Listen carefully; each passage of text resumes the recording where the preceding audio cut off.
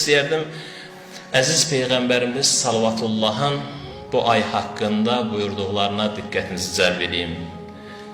Məşhur Şabaniyyə xütbəsində Peyğəmbərimiz Salvatullah Ramazan ayının müxtəlif xüsusiyyətlərinə, müxtəlif cəhətlərinə, müxtəlif tərəflərinə işarə edir.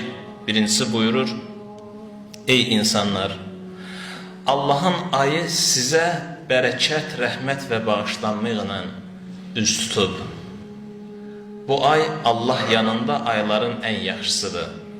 Bu ayın günləri ən dəyərli günlər, gecələri ən dəyərli gecələrdir. Saat və anları da ən üstün saat və anlardır. Bu ayda siz Allahın ziyafətinə dəvət olunmusunuz. Bu ayda Allah sizi öz kəramət əhlindən qərar verib. Yəni sizi bu ayda hörmətli eləyib.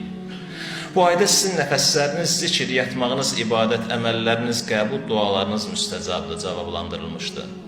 Adətən insan bir an axtarır, bir yer axtarır, hara gedim, hansı vaxtda dua eləyim ki, duam qəbul olsun, harada dua eləyim ki, duam qəbul olsun, yaxud hansı əməl görüm ki, o əməl qəbula düşsün, nə vaxt o əməl eləyim, hansı yerdə eləyim ki, o əməl qəbula düşsün, əziz Peyğəmbərimiz sanki Ramazan ayının bu barədə fürsət hesab edir. Bu ayda əməllər qəbuldur və bu ayda dualar müstəcabdır.